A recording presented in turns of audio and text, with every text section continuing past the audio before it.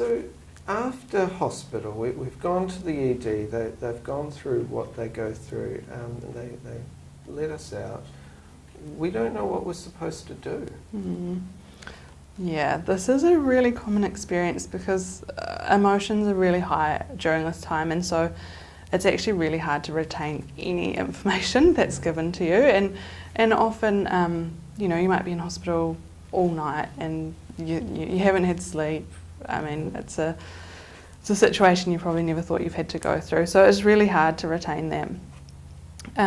So if your child has gone into hospital to be seen after an attempt to take their life or with really strong urges to suicide, there will be a clinician that meets with your child and you, and their role in that moment is to do to assess immediate safety. So it really is just about the kind of here and now kind of stuff. If your child's a little bit older, they may have asked to do that assessment on their own, which can be quite common, and that is helpful in some ways because, I mean, your child might be more likely to open up if they are on their own. It's not always, but that can often be the case.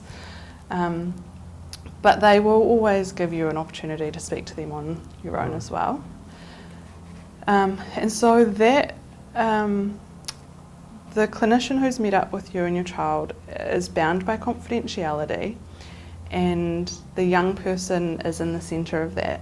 And so this can be really scary for parents because they're like, well, that means you're not going to tell me what happened behind closed doors. So confidentiality is we keep the information within our service, and the GP will be informed as well. But there are limits to that confidentiality, and a very definite limit is if your child's at risk to themselves. So it might be the specific details about why it happened, and maybe a relationship breakup isn't discussed with you. Your child might say, no, I don't want mum and dad knowing all the detail. But if they still have thoughts of hurting themselves or they have plans to do so, that will definitely be discussed with you. Yeah. And when your child leaves, sometimes they will get a safety plan, which we can look at it in a bit more detail, but that's just how to keep your child safe in the immediate kind of hours or days after what's gone on. And they should also give you a plan on what, moving forward, what you will be doing. So that might be meeting with the mental health team in the next couple of days. It may be going to see your GP, it may be referrals elsewhere, but there should be an idea of moving forward what that looks like. Yeah. Okay.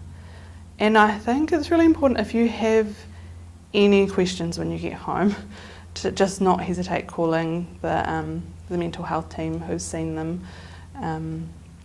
So again, in Christchurch it would be the CAF emergency team who can talk you through any questions that you have.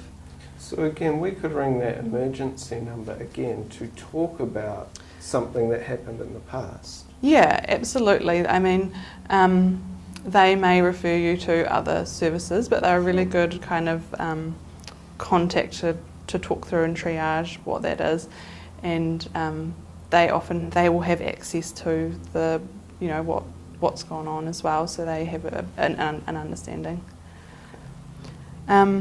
I just wanted to add though, this is a really full-on, can be a really full-on time. Yeah. And I think it's really important that after something like this, as a parent, you're just being really gentle to yourself, because you're going to be experiencing a whole range of emotions: shock, grief, helplessness. You might feel really hurt, you might feel really angry, and these are all really normal and okay emotions to be experiencing. So it's about looking after yourself as well. So you're going to be so focused on your child and looking after them, and actually it's really important that you're still looking after yourself. So doing the things that you know are helpful for you, meeting up with friends, continuing, going to the gym, going for walks, things like that.